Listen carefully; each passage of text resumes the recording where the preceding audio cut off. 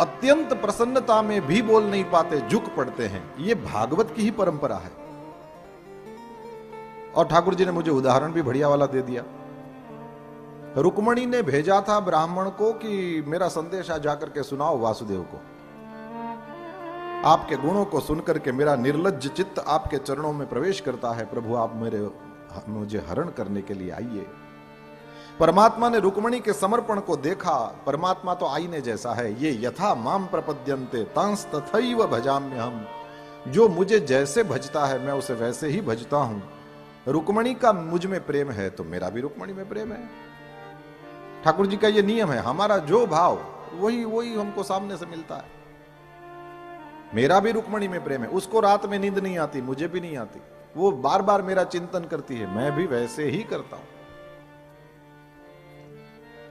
रुक्मणी का हरण करने के लिए मैं जाऊंगा। परमात्मा श्रीहरि ने सत्य प्रतिज्ञा करी। उन्हीं भूदेव को अपने ही रथ में बैठा करके वह दिव्य रथ द्वारका जी से निकला, कुंडिनपुर पहुंचा। प्रातः काल हो गया है, आज तो बारात आने वाली है और भीष्मक राजा ने सारी तैयारियां कराई। होम हवन होने लगा, विवाह की विधि का प्रारंभ होगा। और रुक्मणी का हृदय,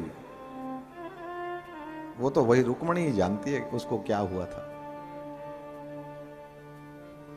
प्यास में जो मजा है प्राप्ति में कहां। जो तड़पन है प्यास में, वो प्राप्ति के बाद कभी कभी तो वो नहीं होता। रुक्मणी मैया हृदय जैसे कोई निचोड़ रहा है दिल को, अभी नहीं आए, अभी नहीं आए। श्रीमद् भागवत के शब्द में आपके लिए खोज रहा था। रुक्मणी देवी जब अभी तक श्री कृष्ण नहीं पधारे, ये सोच सोच करके दुर्भगाया न मे धाता नानुकूलो महेश्वर, क्या बोलती है। लगता है धाता ब्रह्मा जी मेरे अनुकूल नहीं है, लगता है महेश्वर भगवान महादेव ने मुझसे मुंह फेर लिया है। देवी वा विमुखा गौरी रुद्राणी गिरिजा सती, लगता है गौरी गिरिजा सती रुद्राणी मुझसे विमुख हो गई हैं, मुझ पे नाराज हैं। क्यों? बोले अभी तक उस ब्राह्मण का कोई समाचार नहीं मिला।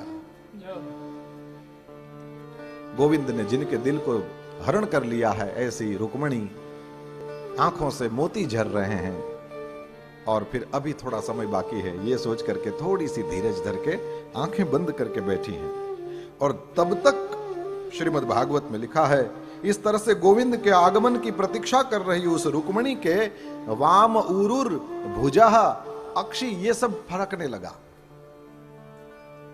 बाईं जांघ, बायां हाथ, बाईं आंख, महिलाओं के बायां अंग फड़कता है तो ये शुभ माना जाता है, पुरुषों के दायां अंग फड़कता है शुभ माना। शकुन का पूरा शास्त्र है।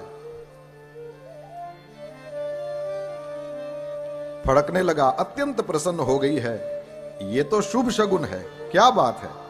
और तब तक तो जैसे ही देखा तो सामने से भूदेव आ रहे हैं, वही जिनको भेजा था श्री कृष्ण के पास।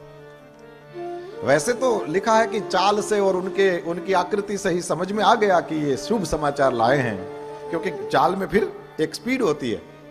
उस राजपुत्री को देख करके वो सुदेव भूदेव तुरंत ही आए हैं उनके पास और कहा कि बेटी बिल्कुल चिंता मत करना, न केवल मुझे ये सत्य वचन कहा है कि मैं रुक्मणी का हरण करूंगा, स्वयं मेरे साथ ही यहां आए हैं, अब चिंता मत करना। हा, इसके जैसा समाचार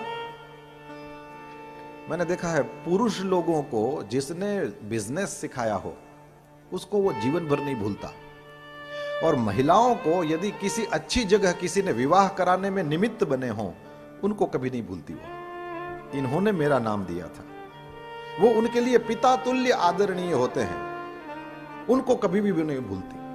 पुरुष के लिए जिसने धंधा सिखाया हो उसको कभी गुरु की तरह, बाप की तरह मानते हैं पुरुष लोग। सुदेव भूदेव को जैसे ही ये समाचार देते देखा, रुक्मणी स्वयं लक्ष्मी है, क्या दूं। और जैसे ही देखा कि क्या दूं इनको मैं, इस समाचार के बदले में क्या दिया जाए, तो श्रीमद् भागवतकार ने स्पष्ट रूप से लिखा है, तमागतम समाग्नाय वैदर्भी हृष्ट मानसा हृष्ट मानसा, जिसका हृदय अत्यंत प्रसन्न हो गया है, वह रुक्मणी उसने क्या किया? बोले न पश्यंती ब्राह्मणाय प्रियम अन्यत। उस ब्राह्मण को देने के लिए और कुछ प्रिय नहीं दिखाई दिया, तो ननाम सा खुद ही झुक गई। मेरे पास ऐसा कुछ नहीं है। लक्ष्मी, स्वयं लक्ष्मी कह रही है, मेरे पास ऐसा कुछ नहीं है जो मैं इस समाचार के बदले में हे भूदेव आपको दूं। आपके चरणों में मैं स्वयं ही झुक जाती हूं। अत्यंत प्रसन्नता में झुक जाते हैं। इसी तरह से व्यास जी अत्यंत प्रसन्न हुए जब श्रीमद् भागवत की रचना करी। इसलिए अंत में श्री हरि के चरणों में झुक गए। हे मेरे नाथ, इसके बदले में क्या शब्द बोले जाएं? तम नमामि हरिम परम। हे मेरे परम हरि, आपके चरणों में नमस्कार है।